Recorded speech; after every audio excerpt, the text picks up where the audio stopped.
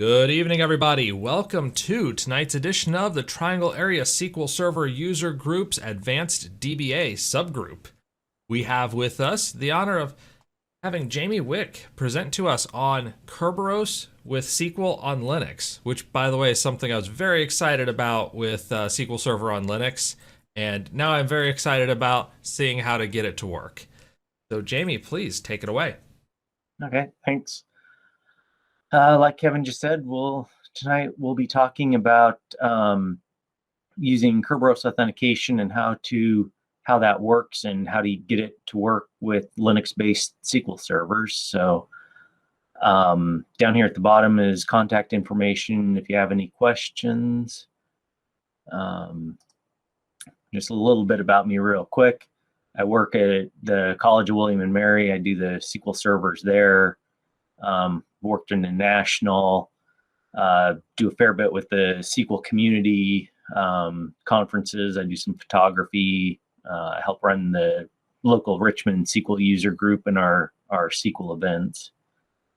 So we'll kind of jump right in. So the first thing we're going to be kind of looking at is how does Windows authentication work with SQL Server? And Windows authentication is kind of a misnomer because it's actually Kerberos authentication, and they're using Windows or Active Directory accounts. So the first thing is the first question we'll be looking at is when you've got an Active Directory domain account, and then you've got SQL logins, and this is true of Windows-based SQL servers and Linux-based SQL servers. Kind of one of the questions that has always come up is if you've got a single username over here and you've got a single username over account, I can understand how these two match up quite easily, but in your SQL Server logins, when you put it in as a group name, it's kind of always been a question of how does the server know that you're a part of that group? So that's one of the things that we'll be looking at with the Kerberos authentication is how to resolve a group back to the individual users. And then the other thing is when SQL Server on Linux first came out, one of the things that I was kind of wondering about is Linux SQL servers don't run the SQL Server service as a Windows account. So the question kind of became, well, how do you get it to run as a Windows account so they can then authenticate to the domain controllers and to the network resources? So that's going to be part two of what we're looking at is once we know how the Kerberos authentication works, then getting it to work with SQL on Linux. So first part, Kerberos authentication. So when we're looking at our network environment, we've got three main, I don't want to say users, but three main identities for authentication. We've got the end user account. And hold on just a second here. There we go. Then we've got our Linux servers, SQL servers, and then there's the Active Directory domain controllers, which inside the domain controller environment is going to be your key distribution center, your ticket granting service, authentication service, all this kind of stuff. It may be all on your domain controller. It might be kind of scattered out. It just depends on how the Active Directory environment has been built. But I'm just going to refer to that as being a single entity because it quite often is. So first thing is looking at Kerberos. The first part of the authentication process actually starts when you log in as a user to your computer, long before you even start thinking about connecting over to the SQL server and running a query or anything like that. When you first log into your Windows session on your local computer, your login contacts out to the domain controller, and it requests access or sends a user request to the authentication service. Then the authentication service will check your username and password against the Active Directory information, and as long as all that's good, it will issue a ticket granting ticket that has a privilege attribute certificate attached to it, and it sends that back to the user. And this is all happening like as your login is being processed before you even see your desktop environment. So once that's all done and you're actually in Windows and you're getting ready to connect out from your desktop to the SQL server or any other domain service, what's going to happen is you send a request over to the SQL server and say, I want to do something. And this isn't even the SQL query yet. This is just you connecting to that server. And when you go to do that, basically the server is going to come back and say, hey, you need to have a service ticket. So your computer then turns around and goes back to the domain controllers and sends the request to the ticket granting service. And the ticket granting service then issues a service ticket. That comes back to your computer. And then your computer sends that service ticket with the privilege attribute certificate over to the SQL server. And this is Windows or Linux-based SQL servers. This is all true for. Once that is done, once the SQL server has that, the PAC, the privilege access certificate, that the server then has the option of trying to verify that the server's signature on that PAC to make sure that it's legit. Now this is optional. It's a domain configuration, so it won't always do it. It's going to be up to the domain admins whether they've got that as a requirement or not.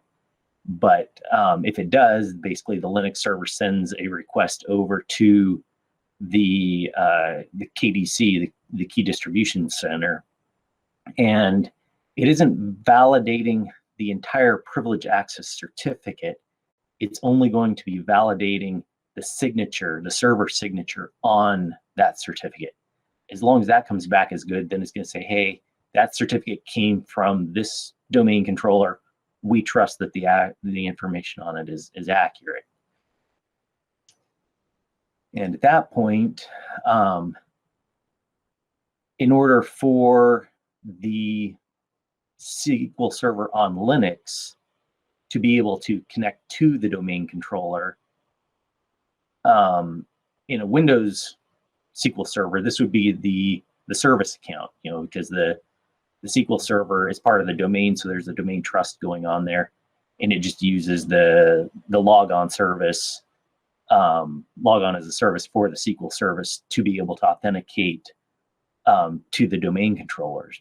But since the Linux server doesn't work that way, the SQL server on Linux has what's called a key tab file, and that is an encrypted file that has information about the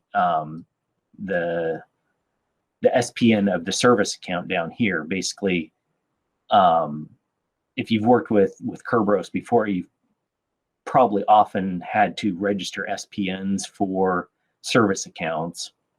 And basically what's happening here is the service account information is encrypted. It's put as a key tab file on the Linux server, and then it uses that to authenticate to the domain controller. So there's kind of a file-based trust relationship going on there. And that's what the Linux server is using to verify this PAC signature. Once all that is done, then we actually get to where you can send a query to the SQL server and do a select star from whatever, and the Linux server knows who you are, what groups you're part of. It's then got the information in the master database as far as what permissions are associated with your account or the groups that you're a part of. And so then it can then decide, do you have permission to run that query? And if you do, it'll return the data back to you. Now, you've heard me talk on this slide several times about this privilege access, the Pac certificate. And what that is it's a certificate that that is attached to the ticket granting ticket. And this is the actual keys to the kingdom. It's everything about what you've got access to. And it's here's some information about the Pac certificate. Basically, it's like I said, it's part of the ticket. Well, it's initially attached to the ticket granting ticket, and that ticket granting ticket from the domain controller, it's got the name of the server that is sending out or authoring, whatever you want to call it, the certificate or the ticket, and it's got the encryption that is being used for that. So that gets sent back, and that's the information that lets the SQL server unencrypt that privilege access certificate. Another key part of the ticket is it's got start and end times. So that tells the server how long that ticket is valid for. Now, most of us that have worked with SQL Server before, if you've ever had like Management Studio open for a long time, usually like overnight or something, but it depends on your domain configuration. But you'll go to run a query from a session you've had open for a real long time, and it'll say, nope, not going to do it. The session is expired. And that's where this comes in, is if your the Pac certificate in your service ticket, if the end time is beyond, or if the current time is beyond the end time for that ticket, basically you need to get a new ticket. And usually all that is just closing out your session and reestablishing a new session, and you get a new ticket, and it all comes good again. Down here, this section of the ticket is the Pac certificate, and this is the real key part, because it's got your username or the account that you're connecting to the server with, the AD username, the SID for it, and then it includes a list of all of the security groups that account is a member of. That is how the SQL server can reverse look up whether you are part of a group or not, is because you're telling them what groups you're part of. So the SQL server isn't having to go back to the domain controller and say, hey, who is this person, or what groups is this person a part of? Another key part of the Pac is delegation.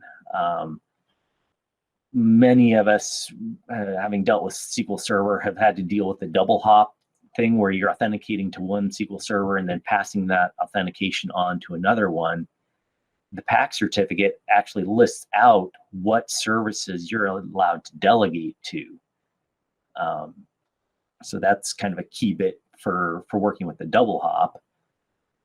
And then the very last bit here is what I mentioned before, as far as the server certificate. And that's how the SQL server is going to know whether or not it's good, is because the certificate is signed, and the SQL server is just going to take that signature and validate it back to the domain controller. And as long as the signature is good, it trusts all the information on here is is good. Now the signature is an important part, but it's also the signature isn't optional, but the validation or verification of that signature is an optional setting in the domain policies. If that is enabled, the nice thing about it, or what it's really good for, is preventing privilege elevation attacks, whereby somebody creates a fraudulent ticket or a fraudulent certificate and sends that to the SQL server saying, hey, I'm actually a member of the domain admins group. Well, if that signature isn't valid, it's just going to chuck that request out and say invalid request. If you're not checking the Pac signatures, then there is an avenue for somebody to create a forged Pac certificate. And I probably shouldn't call it a Pac certificate because part of the Pac name is certificate, but it's force of habit. But anyhow, forged Pac without requiring signature verification could allow somebody to elevate their permissions.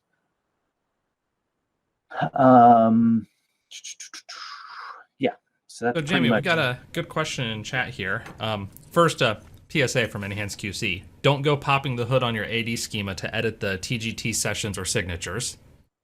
Seems like a solid idea. And Raymond asks, so we're using only certificates and not a set SPN with a Linux server, user, port, etc.? Well, I'm not sure whether to say no or yes to that question. The short answer is yes, we're using a Pac certificate because that's part of the Kerberos authentication process, but we are going to be using an SPN. That's part of the configuration for the key tab file, and I'll get into that here in a little bit. Cool, thanks. Yep. Okay, so and actually we're getting into the configuring the Linux server now.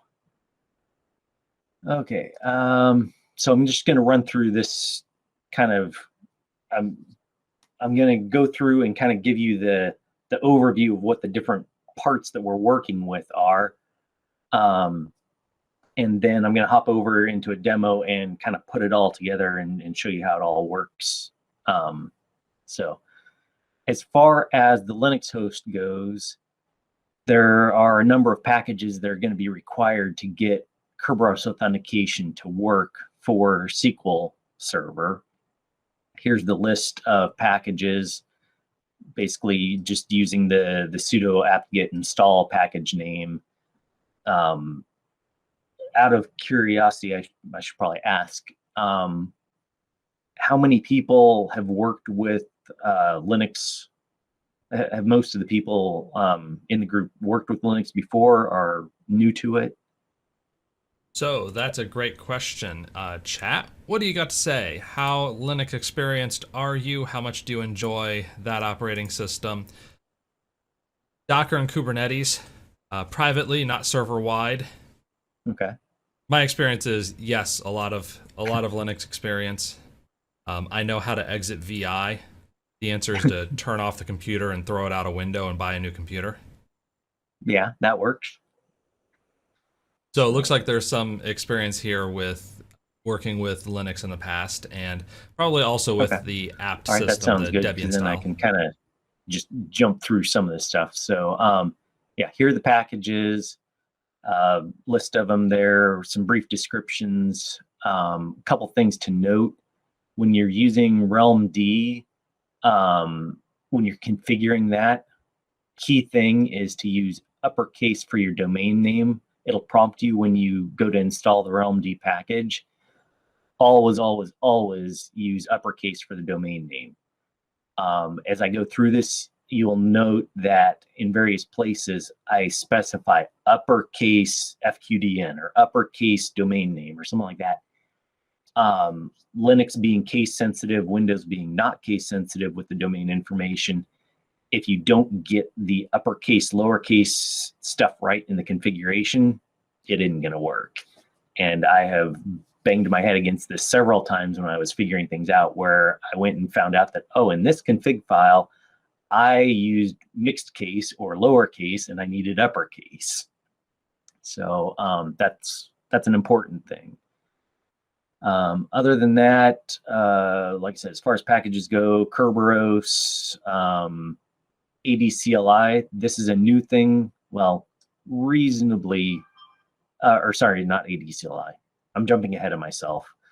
ADCLI is needed for the Active Directory command line.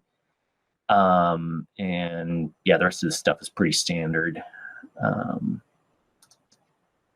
And let's see here. This is what I was going to say a second ago. Microsoft has a reasonably new CLI for Linux, and it's called adutil. It's in preview at the moment. You can download and install it. And it's for configuring Active Directory on Linux. Basically, you can create AD user accounts. You can register SPNs. You can create the KTAB files, all that on a domain joined Linux host. Now, the caveats to this are, as far as creating a service account, it can create a user object, but it can't create managed service accounts or group managed service accounts. So trying to run your Linux-based SQL server as a standard user, it works just fine. As a managed service account, you can't use adutil. You have to go and do it all manually with PowerShell and command line, which I'm actually going to show that here in a little bit. The other thing I will say is, again, adutil is in preview. It can work quite well, and it's really cool because you can just sit there and say adutil, create user account, password, this kind of stuff, and it goes and does it if you have permission to the domain controllers or to the AD environment to create those objects and accounts. Where it's really not cool is there is very little documentation for this. And, well, let's be honest, it doesn't always work right, because as I found in the various environments I've got access to at work, adutil worked flawlessly in one of our environments, which is actually kind of our test, I guess I should call it a test environment. But when I turned around and tried to use adutil in our sandbox environment, it didn't work. And I'm literally trying to run the same commands in both environments. And our domain admins, our network people and everything, we're all scratching our heads trying to figure out why it works in one environment and not the other, when we thought our sandbox environment had no restrictions on it. So, you use it with caution at the moment. I'm sure once the utility goes, GA on it, it'll probably work a lot better and there'll be more documentation. But at the moment, if I remember right, Microsoft released the utility like last December. And then there was kind of a newer version of it, I think, in March of this year. And March of this year is when I actually saw a Microsoft Channel 9 cast where it was actually used. So I think the development's coming along on it, but I'll say at the moment that I don't think it's a flawless utility yet. And here's some documentation for it on that link. Okay, so this is some stuff that I've already done on the demo server.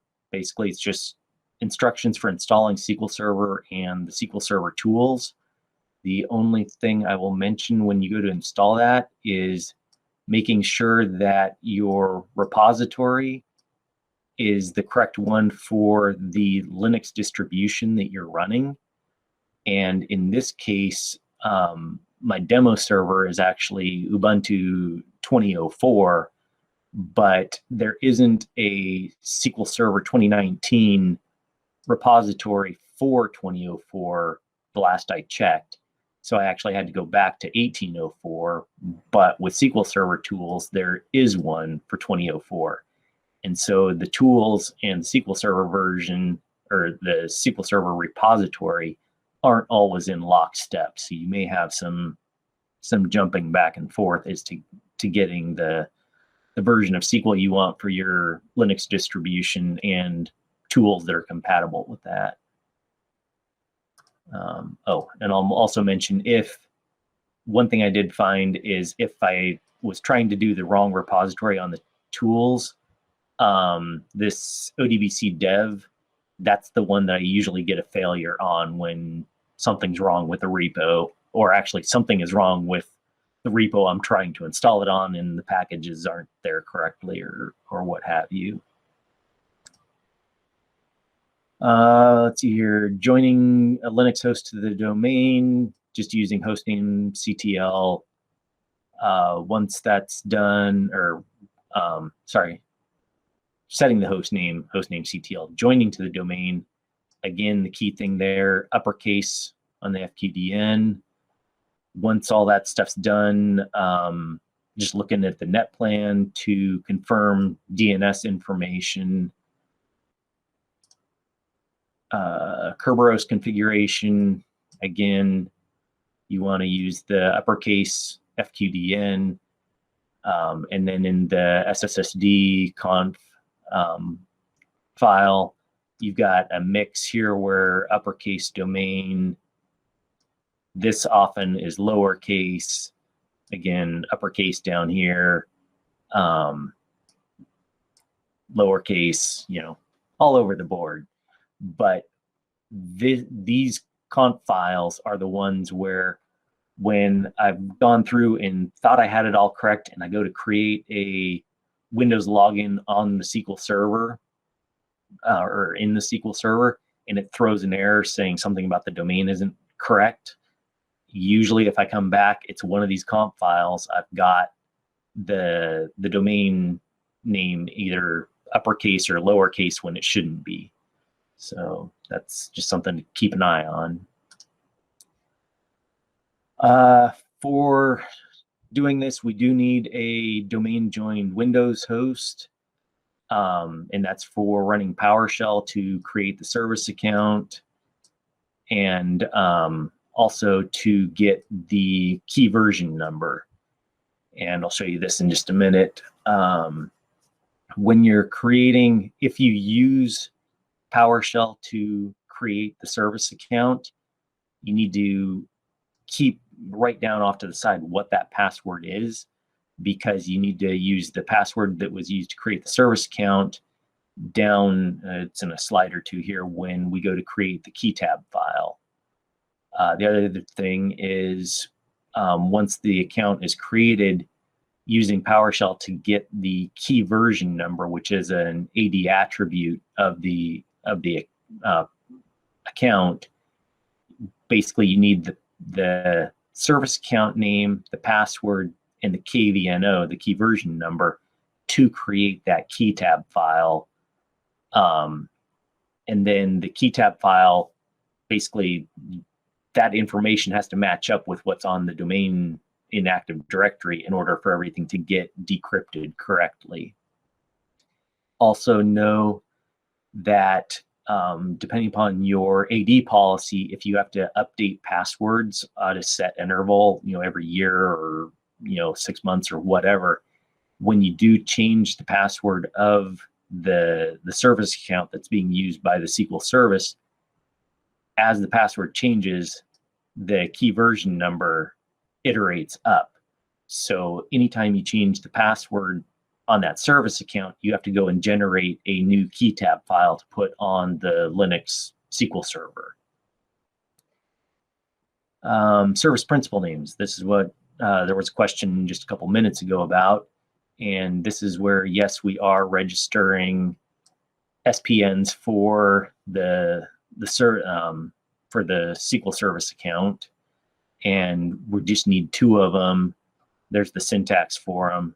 The big thing here is when you specify the SQL service account name, don't prepend it. Don't do domain/account account name, because that often will break stuff too. Okay, key tab file.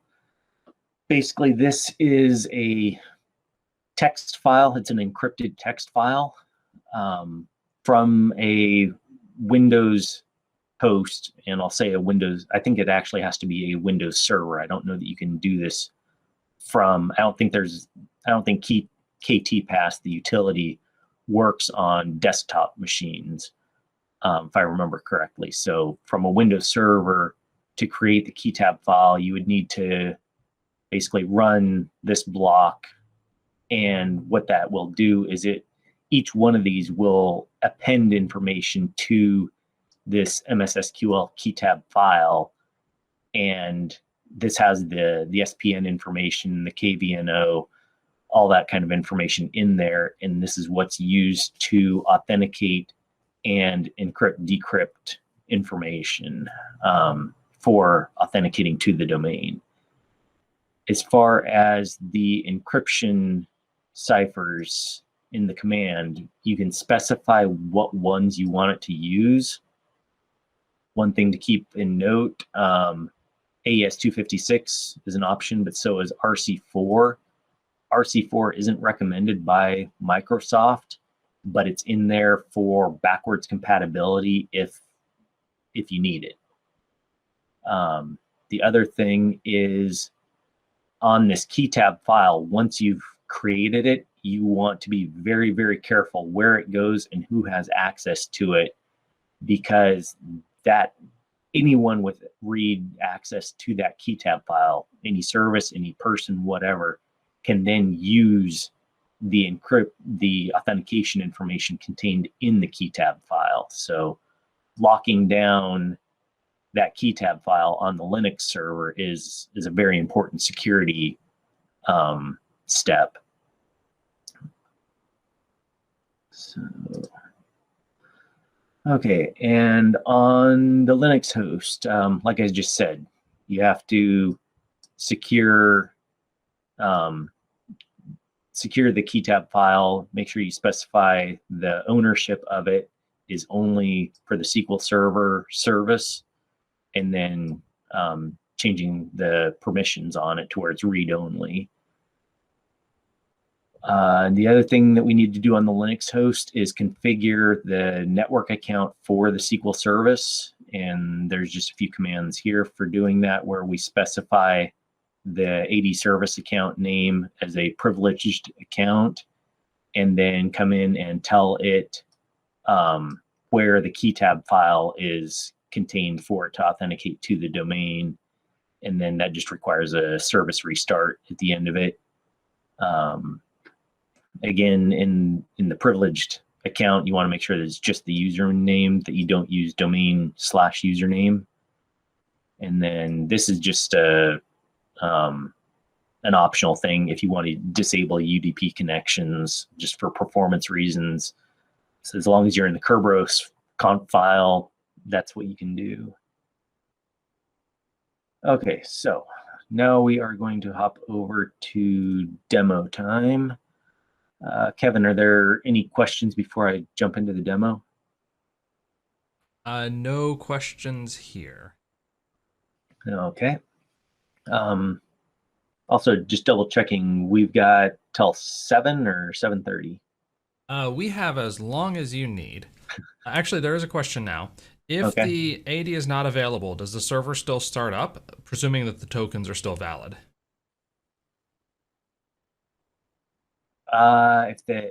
So if the connection to Active Directory isn't there, will it all run? Yes, it should.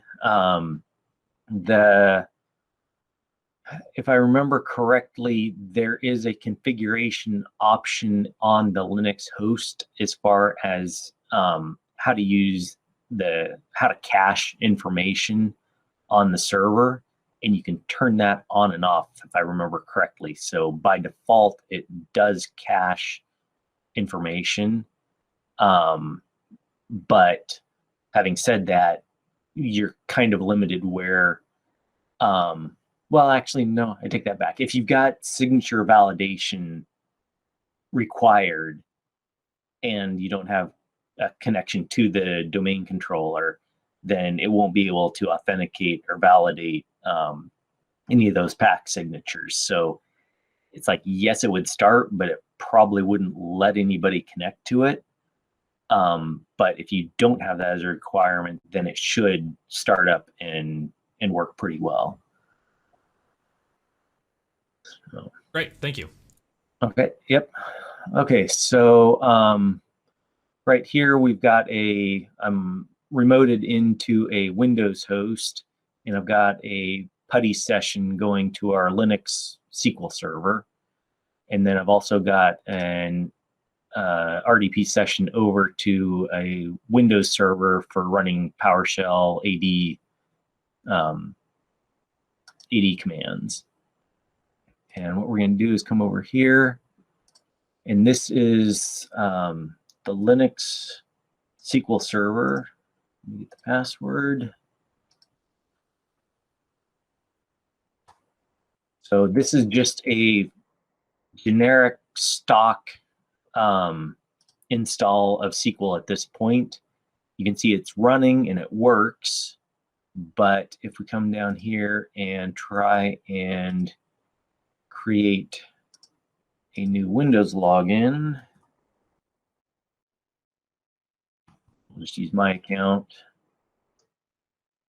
and this is the error that comes up. It's a little bit hard to read probably, but basically it's just saying that Windows NT user group and the account name is not found. And this is just your way of knowing that it isn't talking to the domain controllers yet. So we will disconnect from that. So let's take a quick look here at the packages that are installed.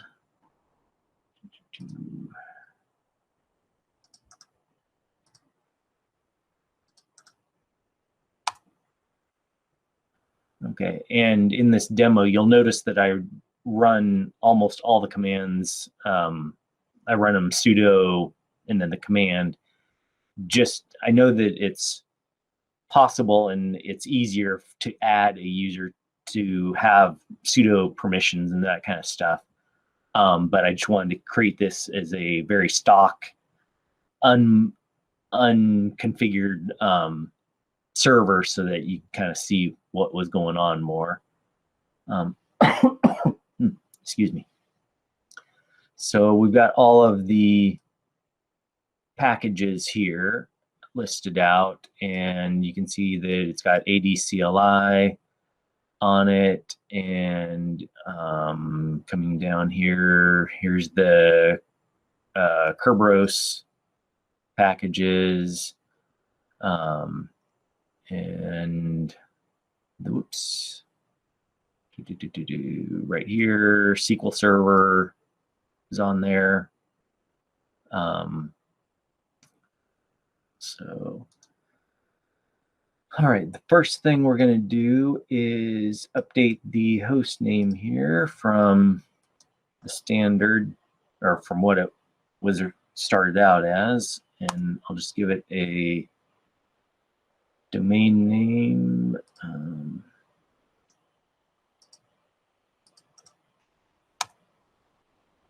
Okay, and now we'll join it to the domain. And over here, computers. So far the server isn't listed in Active Directory yet. And I need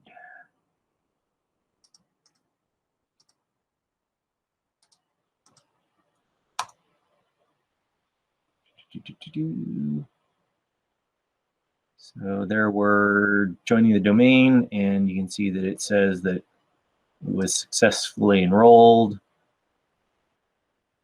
If I refresh over here, there our server has popped in, and we look here under the attributes. Where is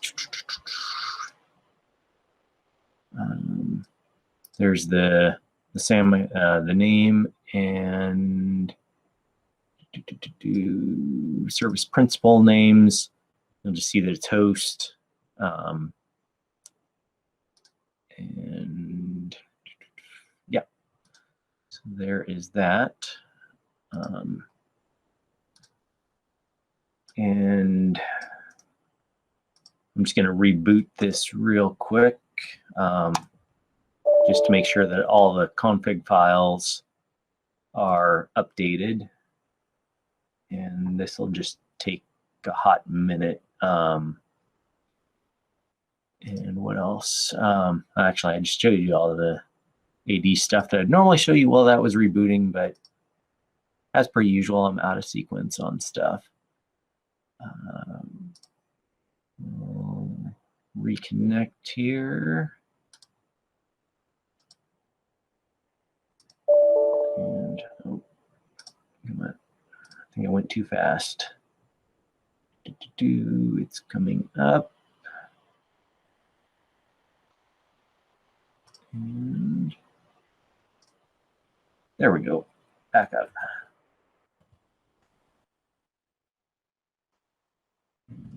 Connect.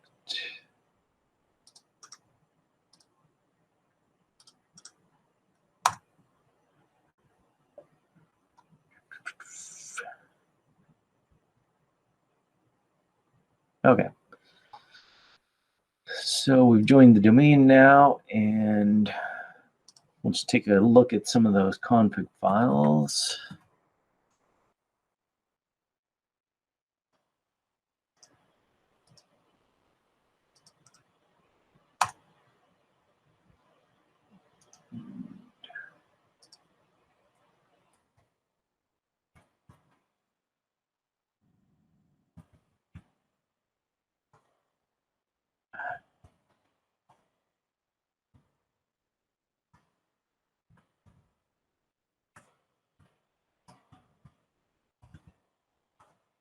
Okay, so if we look at the SSSD conf file,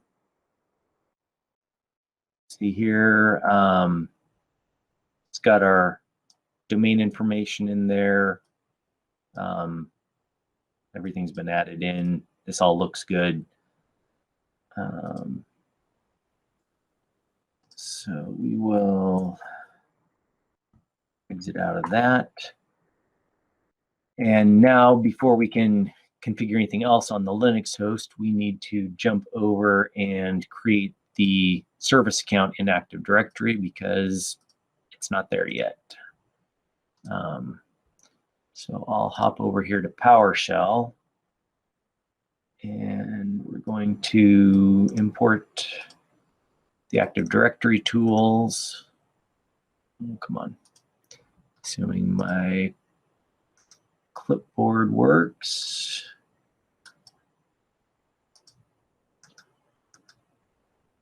Come on.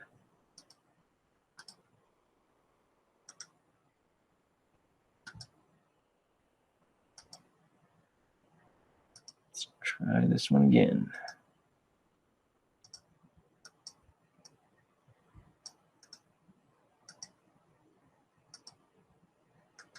There we go. We'll pull in Active Directory.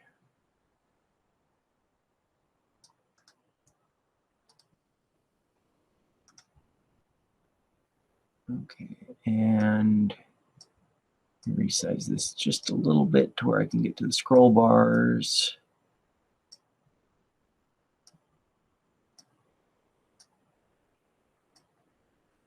Okay, so we're just going to use the new AD service account module, specify a name, and then this part, I'm just going to have it prompt me to enter the password for the account because that's the best practice. You know, you never put a password into a script.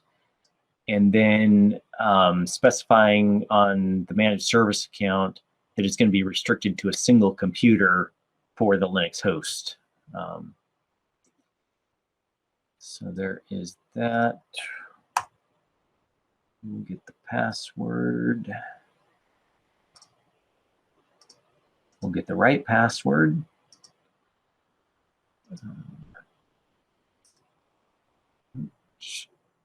What's going on here? Sorry, my mouse is not responding. Oh, sorry. Brief pause here. Well, nothing like having the batteries in your mouse die during a presentation. Well, while you're replacing them, we got a question. Are you Yep. working here on a VM or a bare metal box? This is a VM in our sandbox test environment. For basically this entire thing is all VMs at the moment. Okay, and is the Linux server a separate Linux VM, or is that WSL2? No, it's a separate VM.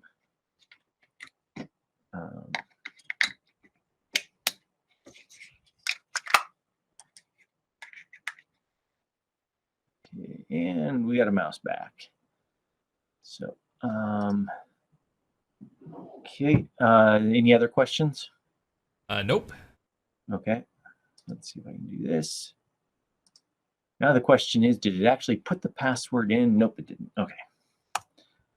Every now and again, I've put the password in twice, which then makes the entire rest of the demo messed up because it has a double password instead of just one. But anyhow, so we've got over here. Let's refresh this.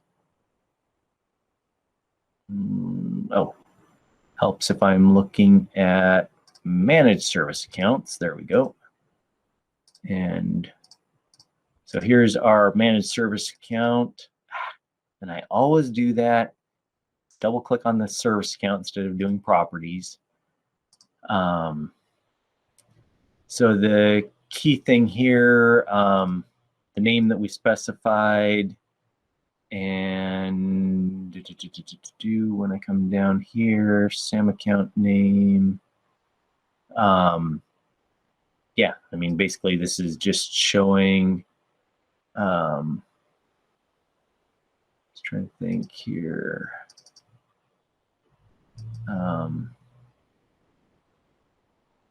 The user account control, basically this is just showing that it is a workstation trust account.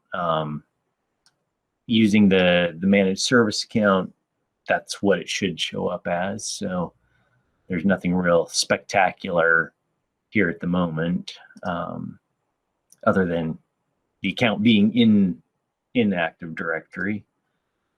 So now let's jump back over here, and now we're going to register the SPN for the server and the service account.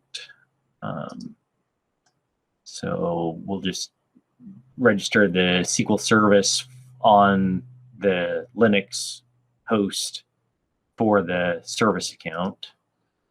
And if you're using alternate, if you're not using 1433 for the SQL service, you'd need to update that. So we got that. And then we'll register the short name. Okay. And now if we look at the service account information, we're just going to get this is the attribute for the key version number that we'll be using with that key tab file. And you'll see that right here, it is number 2. I will say when you're creating an account, it will, I think I'm safe in saying it will always be 2. If you've got an existing account that you're connecting to and you change the password or whatever, this number will iterate up. So it could be higher than 2. I've never seen it less than 2. So that's just one that you need to write that off to the side, just making sure that you got that number. And again, if you change the password, it iterates up. So you have to regenerate new key tab files. And the next thing that we will do is use ktpass to create the key tab file. And oh, come on.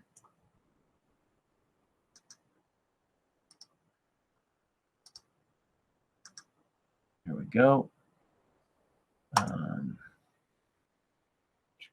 And you'll see there's a warning here, p-type and account type do not match.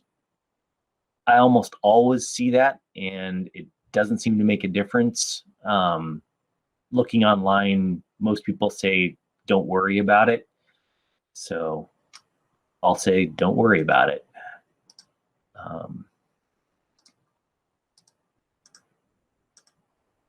And come on.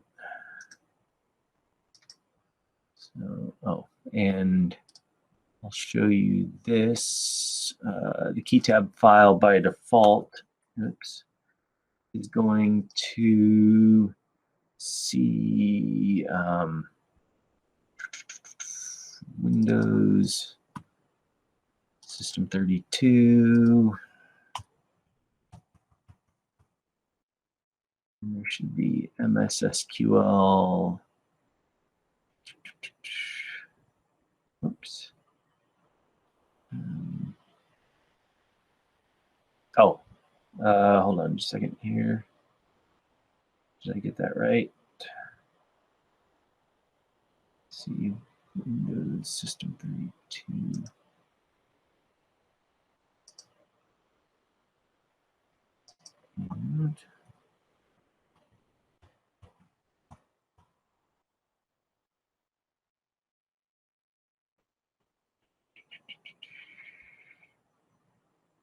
And MMO.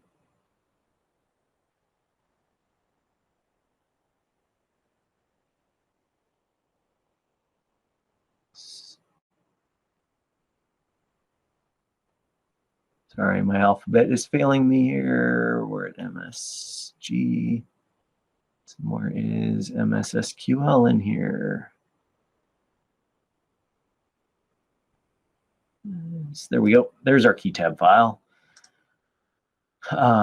Whoops. And if we just look at this with Notepad, you'll see that it is very much encrypted, but you do see a little bit of the information that we put in there. And as we see here, yep, as we run these other commands, these other two commands, it will just append more information to the key tab file.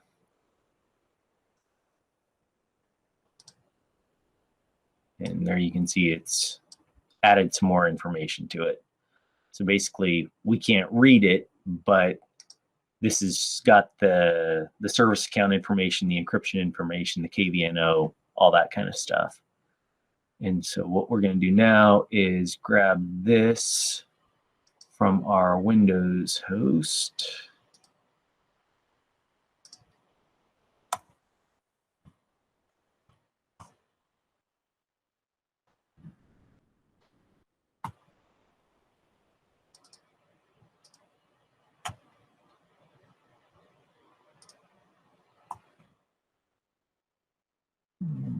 Come back down here. There is our key tab file. I'm going to move this to my I'm just going to move this onto my desktop computers. Oh, let's delete that old one and put in the current one from tonight. So I'm just moving this locally onto my desktop machine so that I can then use the PuTTY file transfer PSCP to upload that to the Linux box. You can, however you want to transfer the file from the Windows server to the Linux server is completely fine. We will copy this and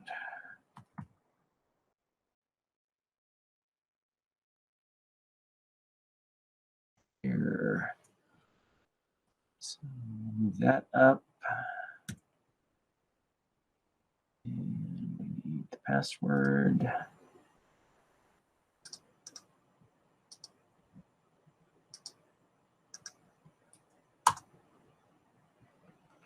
Okay, there it should be copied up. And if I minimize all this,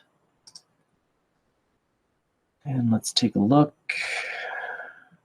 So by default, let's see here. CD.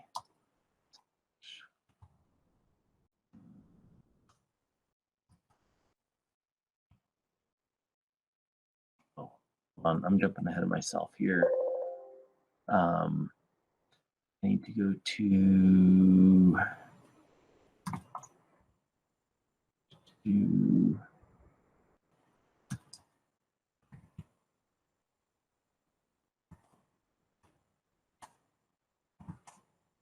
okay. So this is the key tab file that I just copied up, and there we go. You'll see that it's in the local admin home directory, which doesn't do us any good. So what I need to do now is move it from the home directory into the SQL service area. And that, basically, I'm just going to do a copy. And I'm just going to copy it from the home directory for my admin account and move it up to the var optimus SQL secrets folder. So it should be there. So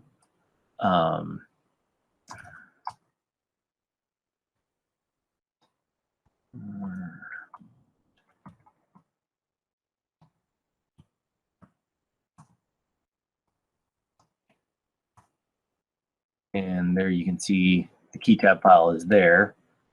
The important thing to note here is right now it is owned by root and there's read-write permissions to it. And like I said earlier, you really don't want this because that's going to allow other, it could potentially allow other users or services on the Linux host to be able to basically impersonate the service account or use the service account.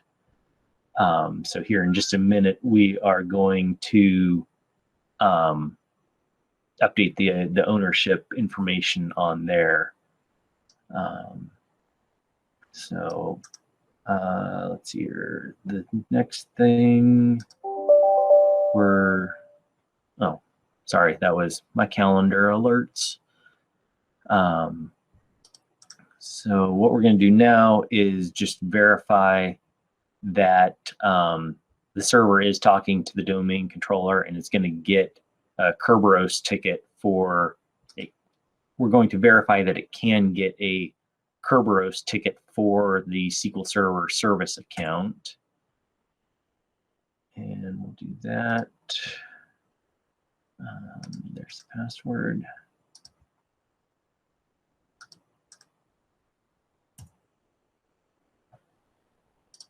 And now let's get, whoops, come on.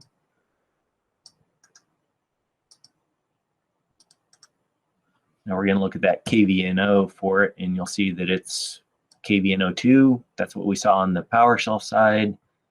So that looks like it's all good. And we'll double check the SPN service information. And that's coming back. It all looks good. So now we're going to jump back. Probably did these somewhat out of order, but anyhow, we're going to jump back and change the ownership on that key tab file. And here we're just going to change it where up, oops, too far. come on, there we go. Where up here it was root for the MS SQL key tab. We're just going to change that to where it's the SQL service is the owner. And then we're going to change the permissions on it to make it read only. And now if we look at that, we'll see that we've locked it down. So next up is setting the network privileged account to be the SQL Server service, the AD account. And that's just using the MS SQL conf package to set that privileged account attribute or privileged account configuration. And then basically right now it's just prompting to say, hey, you need to restart the service before that's applied. We won't do it quite yet because we also need to set the key tab file. And so there we're just configuring it to the one that we just uploaded and changed the ownership of. That worked. And we'll do a quick service restart.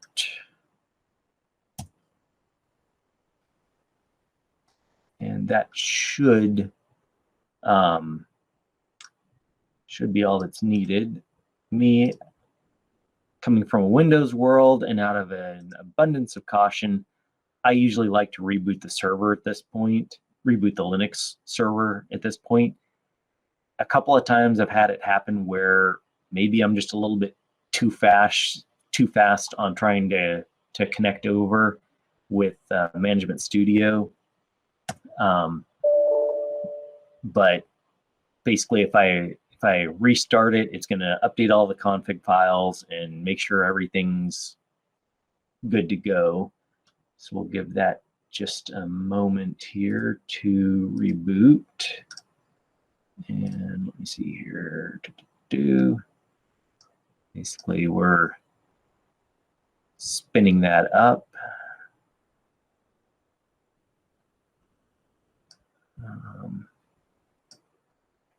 And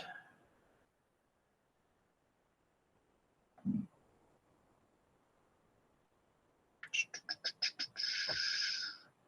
think that should be good. Let's reconnect.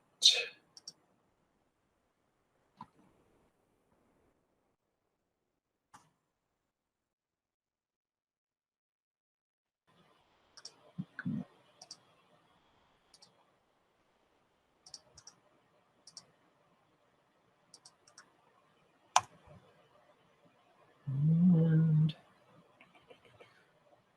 almost there. Okay, now it looks like that's up. We can come back over here to Management Studio, reconnect as the SA account.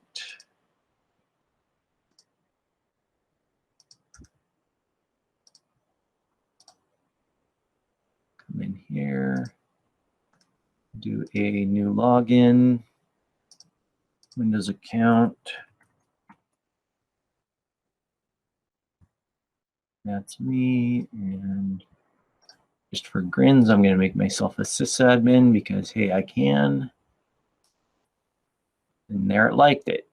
So now you'll see the account is there. And if I now turn around and reconnect to the server with Windows Authentication, it's letting me in. And second here, there's that. We will take a quick look at the connections. So basically all I'm just looking at is all the active connections and from DM exec connections and seeing what auth scheme they're using. And you can see down here that we have Kerberos connections and SQL connections. So basically my SA connection is using SQL and my Windows connection is using Kerberos. And yeah, so that is a Linux SQL-based Linux server that is connected to AD and can now use Windows. Windows. I say Windows logins. They're really not Windows logins. They're Active Directory accounts using Kerberos Authentication. It kind of annoys me that SQL calls it Windows Authentication when it's not technically accurate. But anyhow, right. So that is the end of the demo. Any questions as far as what I was jumping through there? Let's see. In chat so far, there's been a bit of sass about Linux. Andrew says Linux for when your company wants to save $600 in Windows licenses on a 24-core SQL Server Enterprise. Mm-hmm. NTLM v2 for life. Okay. So looks like no questions. Just some Statler and Waldorf going on. Okay. Yeah. The only thing I'll mention after this, basically what we've seen here is configuring a SQL on Linux to use Active Directory. You can use this with a Linux-based SQL Server container. There was a Microsoft Channel 9 webcast, whatever you want to call it. I want to say it was March 31st, April 31st, the end of one of those 2 months. And one of the gentlemen from Microsoft came on and showed it was how to configure Kerberos authentication for your Linux container, your SQL Linux container in 5 minutes. Of course, it took him almost the full hour to explain it, but in theory, you could run the commands in 5 minutes. I really liked the looks of it. It worked in the demo he showed, but I will also say that I've had difficulty replicating that using the exact same commands. So I know it's technically possible, but there's definitely some gotchas that aren't quite documented in there. I got it to work once, and we haven't been able to replicate that success since then. There's not a lot of documentation, but what Microsoft showed and what we did in our test at work, basically let me jump over here to the PowerPoints. If I go back to this slide here, this key tab file, instead of it being in the Linux host, when you containerize SQL on Linux, this key tab file would then need to go inside the container. And then the other part is, where are the, there's the key tab file. Here we go. This network configuration information here, that also needs to be applied to the Linux container instead of the host, or accessible to the container environment. So that's kind of the only difference between a SQL container versus a single install on the Linux host. And here's some additional information for configuring SQL on Linux. And there was also this right here is the spec file for the Kerberos protocol. So that's where I got quite a bit of the Kerberos information. And aside from that, yep, I guess we're done unless there are more questions. Yeah, it looks like a couple of questions here. What practices do you use for managing credentials? Automated, manual? Managing credentials, I guess I'm not quite following, like in the demo, or like I guess more information. I'm not sure what you mean by managing credentials. All right, Raymond, further information is required for updating production systems. Oh, for changing passwords for the server service account. That one, the nice thing about managed service accounts is, in theory, the domain controller will negotiate that. I mean, that's one of the big benefits of a managed service account. The downside of that is you still have to regenerate the key tab file afterwards. And to be honest, we haven't gotten far enough in with this to automate those systems as a whole, or that process as a whole. As far as in general, yeah, for like Windows-based systems and everything, there, it kind of varies. I'll say every year. Sometimes it goes a little bit beyond a year, but we are supposed to go in and update passwords. Typically, that's still a manual process. We've been talking about trying to integrate in like a key vault type thing, but we haven't done that yet. It's still in the design and contemplate stage.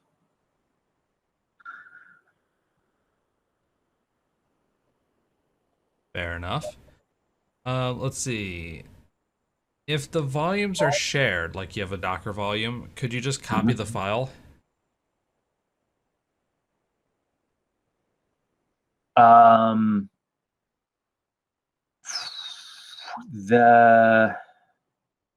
When you say copy the file, I'm assuming that they're referring to putting the key tab file into the container. Is that kind of your read on the question? Yeah. Okay. That sounds about right. Yes, it is. That is actually how you would do it. I'm trying to think here. Give me just a half second here.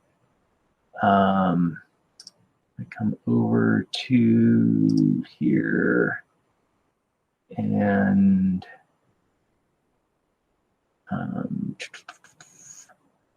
okay, this is, let me just double check that I can actually legitimately show this on a broadcast.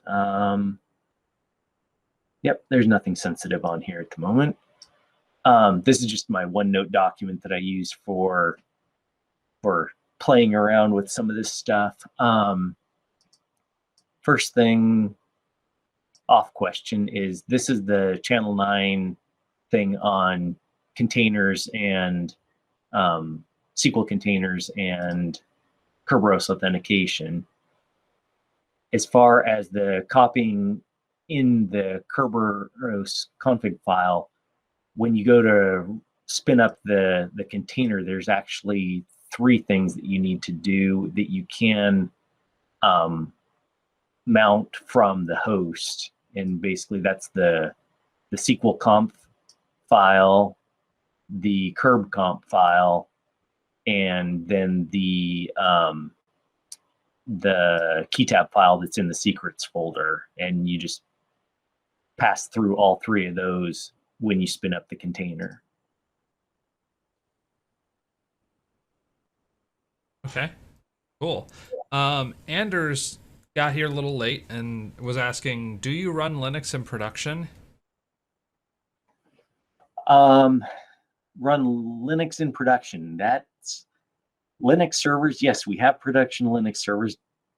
we do not have production Linux SQL servers or containerized servers. Well, containerized SQL servers. We've got production Linux containers, so we're kind of in the process of it. One of the things that I'm working on at the moment is moving specific. They would be a production server for a development environment, if that makes sense. And basically what we're looking at is some of our not quite legacy databases, but databases that have been developed by people that have either left or databases that aren't actively being modified, and containerizing those and putting them over onto a container host. And that way we can just spin up those databases for the developers on demand, and we don't have to have a dev server just always having those databases spun up when there's no active development going on them. So I'll say that we aren't doing production yet, but we're probably not too far from it. I'm hoping within this year, maybe yet this summer, we'll actually have some of that development stuff on. It's the thing of production versus development. It'll be a production system hosting development database. So anyhow, hope that. So his follow-up question is, why pick Linux over Windows? A lot of it is because, one, Microsoft still does not support SQL containers in production use. So that's kind of the big one. Also, most, like 99.99% of all of our container knowledge is on the Linux side. It's our Linux team that brought containers to the university. I've got one Windows IIS container in production, I think, at the moment. So it's kind of just the thing of all of the knowledge and all of the infrastructure and setup is already over on the Linux side. So it's pretty easy just to say, hey, let's just add a SQL container over there versus creating a whole container host environment in the Windows side. All right. Yeah, that makes sense. Looks like that is all of the questions. Okay. So with that, looks like we are going to wrap up another edition of the Triangle Area SQL Server User Group's Advanced DBA subgroup. Echoing what Raymond said, this was great. Thank you very much, Jamie, for a great presentation, giving us this in-depth showing of how to use Kerberos to connect to SQL Server on Linux. Very appreciative of your time tonight. No problem. Thanks for letting me talk. Of course. And we'll be back with you next week with our main meeting. So check that out, meetup.com/tripass, TRIPASS. And until then, we'll see you next time. All right. Thanks.